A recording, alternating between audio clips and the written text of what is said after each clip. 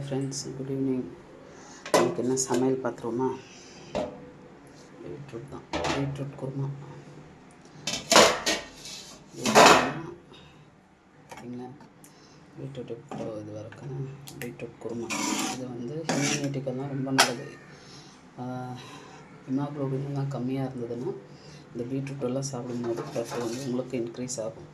Plus அதுவும் இல்லாமல் வீட்டில் பாருங்கள், நேற்று வச்ச காரக்குழம்பு கொஞ்சம் இருக்குது, அதை வச்சுருக்கேன் சூடேற்றி.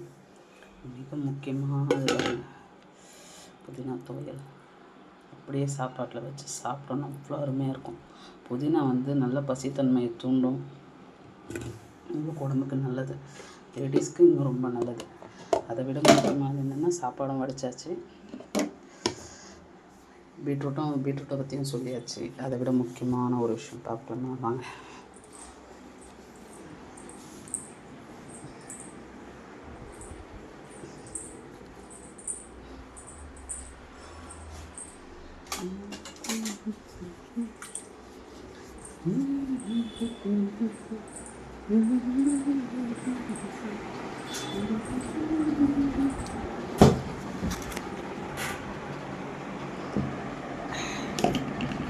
இது என்ன சொல்லுவாங்கன்னா, தெலுங்கில் வந்துட்டு செலுமி பிண்டின்னுவாங்க.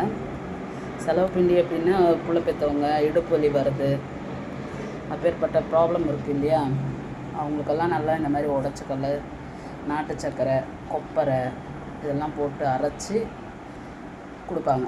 இது அவ்வளோவும் உடம்புக்கு நல்லது. இடுப்பு வலி வராது, கை கால் வலி, மூட்டு வலி, இதெல்லாம் ரொம்ப சிம்பிள் வேலை. ஒரு மிக்சியில் ஒரு அடி அடித்தோமா, அதை வச்சோமா, அதை டெய்லி ஒரு ஸ்பூன் நெய் விட்டு சாப்பிட்டாலுமே போதுமானது. உருண்டை பிடிச்சி நெய் விட்டு சாப்பிடலாம். நெய் விட்டு சாப்பிட முடியலையா, சும்மா போகிறப்போ ஒரு ஸ்பூன் வாயில் போட்டுட்டு போய்ட்டோன்னு வச்சுக்கோங்களேன், அவ்வளோவும் இது ஸ்ட்ரென்த்து. இது வந்துட்டு ரொம்ப மெனக்கெடுதலே வேண்டாம். ஏன்னா உடச்சக்கடலை வாங்கி வெறும் சர்க்கரை கூட போட்டு நீங்கள் அடித்து சாப்பிடலாம்.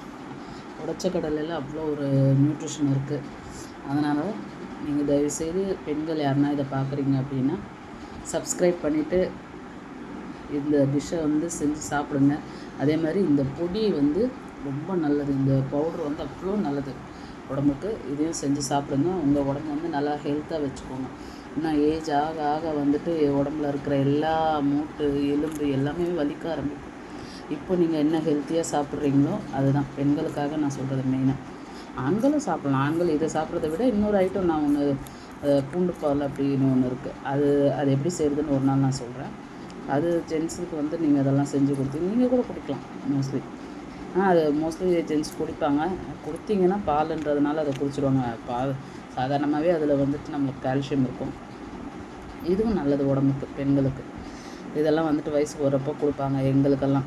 இது நிறைய பேர் இப்போல்லாம் எடுத்துக்கிறது இல்லை. இதெல்லாம் வந்துட்டு அந்த உருண்டையாக கடையில் விற்கிறத வாங்கி சாப்பிட்றீங்க. அதெல்லாம் வந்துட்டு எத்தனை நாளுக்கு அவங்க இது பண்ணி வைப்பாங்கன்னு தெரில. இதெல்லாம் வந்து நம்ம வீட்டில் டெய்லி செஞ்சுக்கலாம்.